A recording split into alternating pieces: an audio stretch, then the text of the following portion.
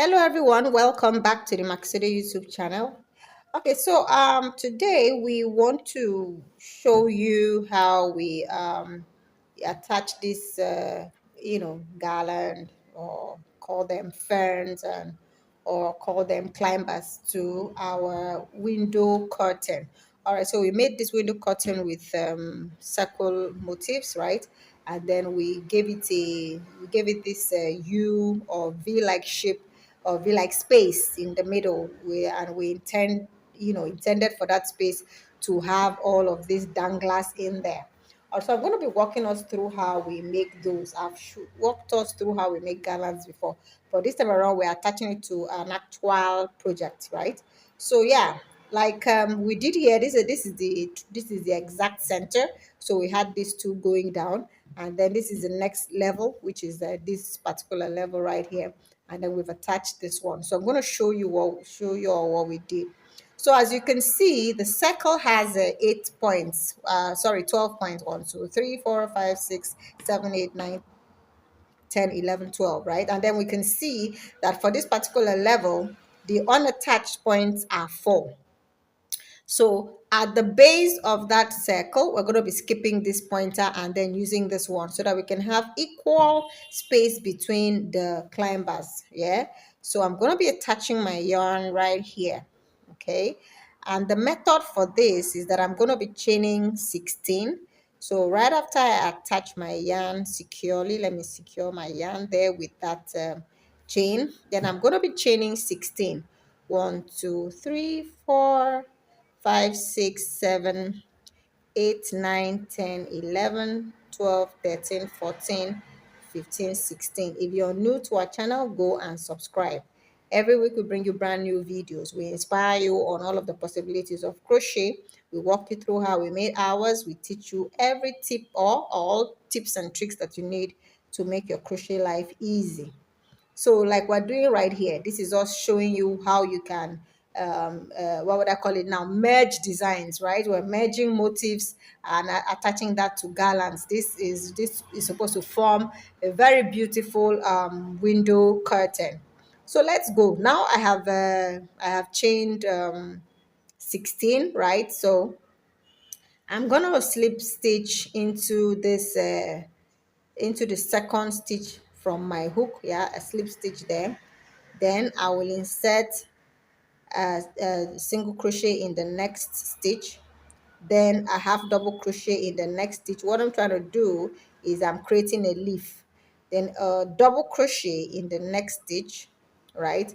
And then I walk back down, meaning I'm gonna be inserting a half double crochet in the next stitch, a single crochet in the stitch following it, and then finally that slip stitch, which is the stitch that we started with. Okay, and then I'm going to turn around, like, just watch this is one side of the leaf. I'm going to turn this way, say a 90-degree angle, and then I'm going to start again. So what I'm going to have here is the slip stitch, right? And then the single crochet stitch, and then the half double crochet stitch into the other loops. The chain has a front loop and a back loop. So after working with the front loop, this is us working in the back loop. All right, so my double crochet stitch goes here, and then the half double, right, half double crochet stitch goes in the next, half double crochet stitch goes in that next, a single crochet stitch goes in the next, because the stitches get shorter to give this leaf a pointy tip, and then finally that slip stitch. So I'm going to chain and then run a vein through the leaf. All right, running the vein through the leaf, I'm going to be working surface stitching with slip stitch on the surface. So I start with this one right here after chaining one. So I put my stitch right there, slip stitch, a slip stitch on the surface, a slip stitch on the surface, right? Find the space right there. I slip stitch on the surface, slip stitch on the surface, slip stitch on that surface right there, and then into the top, that top right there, I'm going to be inserting a final slip stitch. Yeah, you can slip stitch into the stem if you want, or if you think you have enough slip stitches right there, you can go ahead and continue the stem.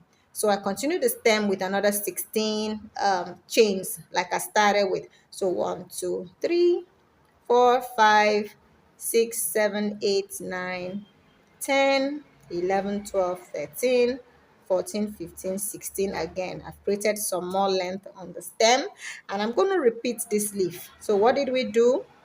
Slip stitch into second chain from hook, single crochet into the next stitch, half double crochet stitch in the next stitch. Oh, that didn't work quite well. Half double crochet stitch in the next stitch, a double crochet stitch. In this case, this is the longest stitch on this leaf, so yep, the double crochet stitch. Then it gets shorter again, half double crochet stitch, because I want to give it another pointy edge, a single crochet stitch, and a slip stitch. Right, some you can choose to leave your leaf this thin, but no, I want a well-rounded leaf, and so I come to this other side and slip stitch first of all, and then single crochet stitch right there, a half double crochet stitch here. I'm working up a height now, and then a double crochet stitch.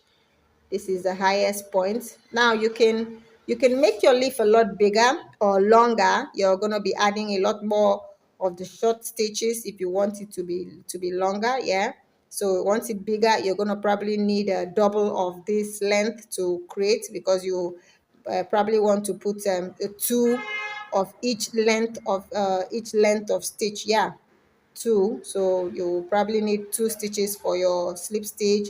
You need another 2 stitches for your single crochet, another 2 stitches for your half double crochet, and so on and so forth. All right, so I'm now onto the slip stitching part to create a vein on the leaf, creating a vein on the leaf and working my way back to the stem.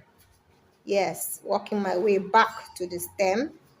Then insert my last stitch right there. Yep, I'm back at the stem, so I continue with the length 1 2 3 4 5 6 7 8 9 10 11 12 13 14 15 16. This is how I'm going to be working this, so I'm going to be achieving this and that at the end. So 16 chains, I work up my leaf, get back to the stem, and then continue. Thank you so much for watching, and bye for now.